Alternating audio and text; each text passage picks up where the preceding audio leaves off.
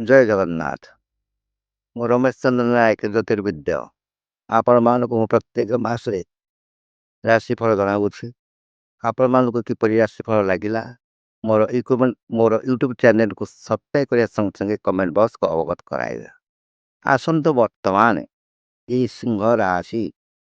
ସିଂହ ରାଶି ଧନୁ ସଂକ୍ରାନ୍ତି ଠାରୁ ମକର ସଂକ୍ରାନ୍ତି ଏ ମାସଟି ଅର୍ଥାତ୍ ସିଂହ ରାଶିର 16/12/2025 ତାରିଖ ଠାରୁ 14/1/2026 ତାରିଖ ପର୍ଯ୍ୟନ୍ତ ଏ ମାସଟି ଆପଣଙ୍କ କିପରି କଟିବ ମୁଁ ତା ଆପଣମାନଙ୍କୁ ଅବଗତ କରାଉଛି।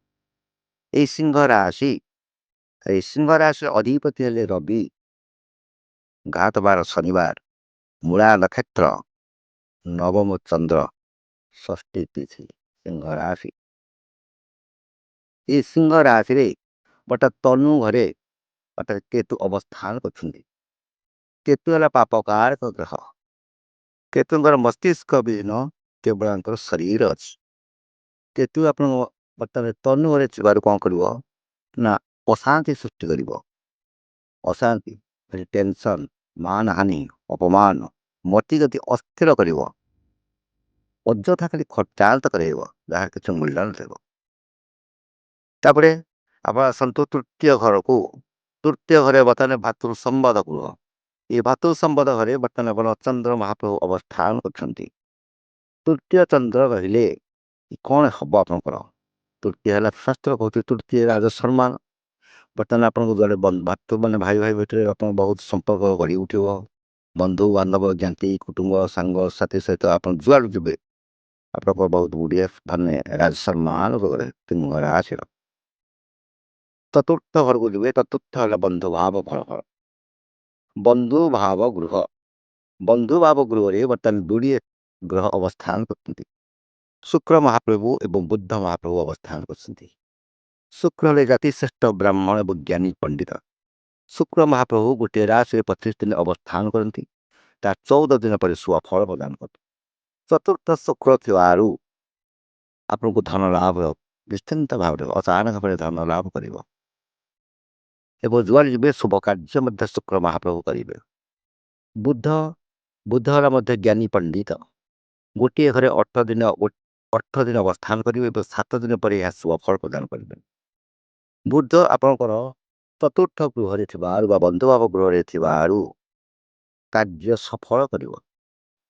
ଆପଣଙ୍କର ବର୍ତ୍ତମାନ ଏହି ବନ୍ଧୁଭାବ ଗୃହରେ ଯୋଡ଼ିଏ ଗ୍ରହ ଅବସ୍ଥାନ କରେ ଶୁକ୍ର ବୁଧ। ଶୁକ୍ରଙ୍କର ମିତ୍ର ହେଲେ ବୁଧ, ବୁଧଙ୍କର ମିତ୍ର ହେଲେ ଶୁକ୍ର। ଯୋଡ଼ିଏ ଗ୍ରହ ଆପଣଙ୍କର ଏକତ୍ରିତ ଥିବାରୁ ଶାସ୍ତ୍ର କହୁଛି ଯୋଡ଼ାକୁ ଘୋଡ଼ା ସରି ନୁହେଁ। এই ଦୁଇଟି ଗ୍ରହ ଏକତ୍ରିତ ଥିବାରୁ ନିଶ୍ଚିନ୍ତ ଭାବରେ ଆପଣଙ୍କର ଶୁଭ ଫଳ ପ୍ରଦାନ କରିବ। ବ୍ୟବସାୟରେ ମଧ୍ୟ ଲାଭବାନ କରିବ। ଅଶାନ୍ତି ଶକ୍ତି ଦୂର କରିବ। ବର୍ତ୍ତମାନ ଏତେ ଆସନ୍ତୁ ପଞ୍ଚମ ଘରକୁ। ପଞ୍ଚମ ହେଲା ଆପଣଙ୍କର ପୁତ୍ର ଭାବ ଫଳ ହେବ। ପୁତ୍ର ଭାବ ଗୃହରେ ଆପଣଙ୍କର ରବି ଏବଂ ମଙ୍ଗଳ ଅଛନ୍ତି।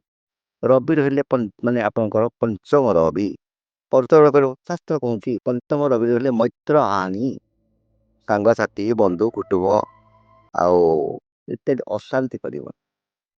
ଆୟ ବେଶ ସମାନ ରହିବ। ଆୟ ଯେତିକି କରିବ ବେଶ ସେତିକି ଆୟ ବେଶ ସମାନ ରହିବ। ଏବଂ ତତ୍ସନଶୀଳ ଆପଣଙ୍କର ନିତ୍ୟ ଗୋଟେ ଶୁଭାଶୁଭ ଖବର ପାଇବେ।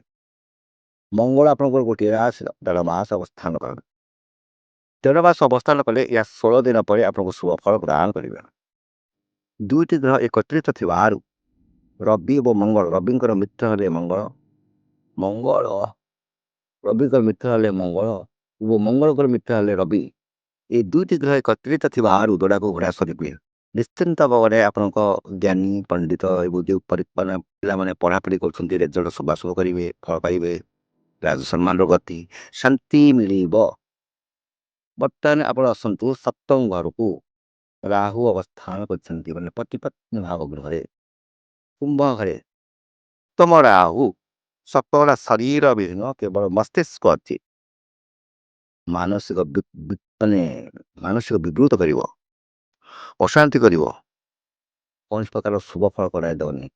ରାହୁ ଯେହେତୁ ଗୋଟେ ପାପକାରକ ଗ୍ରହ, ରାହୁ ଖାଲି ହାଉ ହାଉ କରିବ।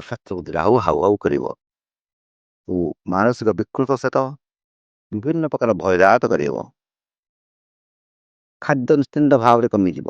ଆପଣ ଯାହା ଖାଦ୍ୟ ଖୋରାକ କରୁଥିଲେ ଖୋରାକଟି ନିଶ୍ଚିନ୍ତ ଭାବରେ କମିଯିବ। ଅଷ୍ଟମ ଘରେ ଆସନ୍ତୁ ଶନି ମହାପ୍ରଭୁ ଅବସ୍ଥାନ କରୁଛନ୍ତି। ନିଧନ ଅଷ୍ଟମ ଗୃହ ହେଲା ଆପଣଙ୍କର ନିଧନ ଗୃହ। ଅଷ୍ଟମ ଗୃହରେ ଶନି ରହିଲେ କ'ଣ ହେଉଛି? ଶନି ସପ୍ତାହର ଦ୍ୱିତୀୟ ପାଦ। ବର୍ତ୍ତମାନ ଶନି ସପ୍ତାହର ଦ୍ୱିତୀୟ ପାଦ ମାନେ ଏଇଟା ଆପଣଙ୍କର ଯୁବାବସ୍ଥା ଗଲା ପ୍ରଥମ ପାଦ। ତାପରେ ଆପଣଙ୍କ ହେଲା ବାଲ୍ୟାବସ୍ଥା ହେଲା ପ୍ରଥମ ପାଦ, ଯୁବାବସ୍ଥା ହେଲା ଦ୍ୱିତୀୟ ପାଦ, ତୃତୀୟ ପାଦ ହେଲା ବାର୍ଦ୍ଧକ୍ୟ ଅବସ୍ଥା। ବର୍ତ୍ତମାନ ଆପଣଙ୍କ ଯୁବାବସ୍ଥାରେ ଶନି ଅଛନ୍ତି।